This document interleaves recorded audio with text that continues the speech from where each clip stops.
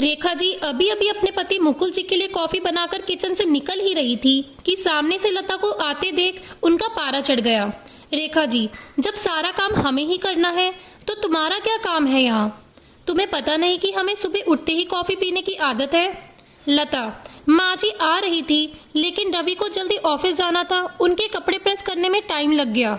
रेखा जी, बस हर बात पे बहाना पहले ही तैयार रहता है। लता को शादी करके आए अभी केवल 4 महीने ही हुए थे, यहाँ आकर उसे ऐसा लगने लगा था जैसे किसी जेल में आ गई है। उसे कहीं जाना हो तो परमिशन लेनी पड़ती थी, कोई गलती हो जाए तो पनिशमेंट मिलती थी। सास ससुर और पति तीनों ही एक सुर में उसका विरोध करते थे। कभी कभी तो मन करता है कि यहाँ से भागकर अपने पापा के घर चली जाऊं, लेकिन पापा हार्ट पेशेंट है, यह सब उन्हें पता लग गया तो ना जाने क्या अनर्थ हो जाएगा। यही सोचकर सब बर्दाश्त करती रहती थी।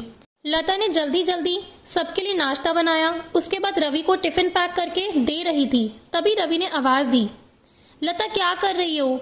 इतना टाइम नहीं है मेरे पास, कार चला के नहीं जाना है, मेट्रो में कितना समय लगता है तुम्हें पता है ना? जरा सा लेट पहुंचो तो ऑफिस में सुनना पड़ता है।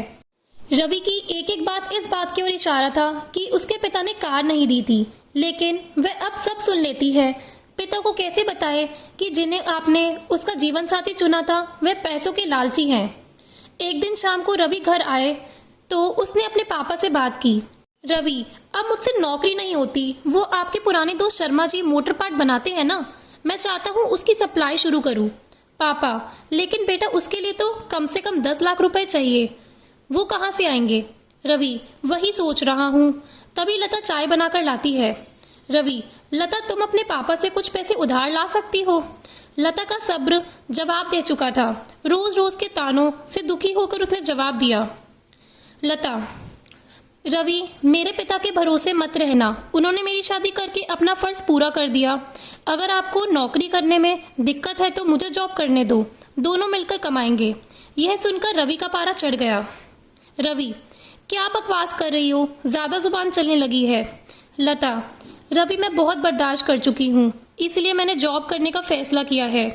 रवि, नहीं हमारे घर में यह सब नहीं होता, तुम्हें जॉब करनी है तो अपने घर चली जाओ। लता, मुझे पता था आप यही कहेंगे, मैंने वकील से बात कर ली है, मैं जल्द ही तलाक ले लूंगी। यह सुनकर रवि और उसके पिता के हाथ फूल गए। तभी रेखा जी वहां आ गई। रेखा जी, देख लिया बहू को सिर पर चढ़ाने का नतीजा, निकाल दे इसको घर से बाहर। लता, ठीक है मैं पुलिस को फोन कर देती हूँ, आप मेरा सारा सामान और दहेज वापस कर दीजिए, साथ ही हर महीने आपने पिता की कमाई का आधा हिस्सा मैं कोर्ट से ले लूंगी।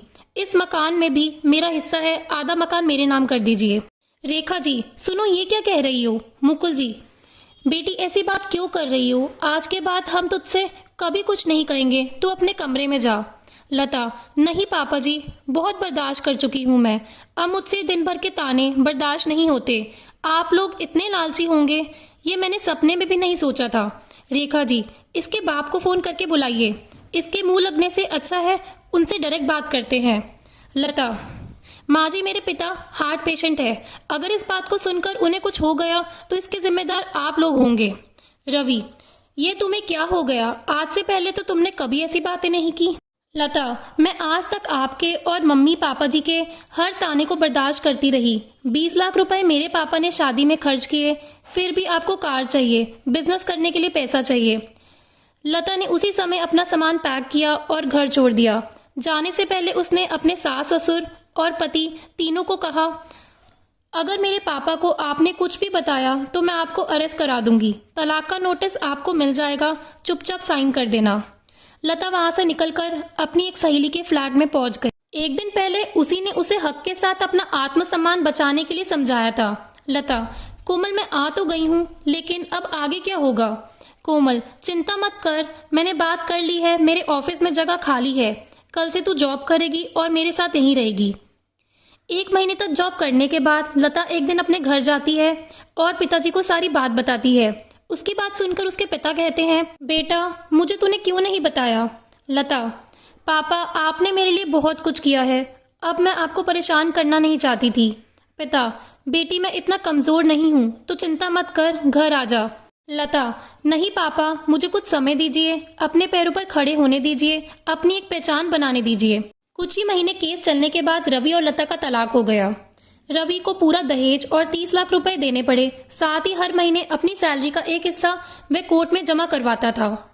तो दोस्तों, आपको ये कहानी कैसी लगी हमें कमेंट करके ज़रूर बताना, और अगर कहानी अच्छी लगी हो तो लाइक और चैनल को सब्सक्राइब करना। धन्यवाद।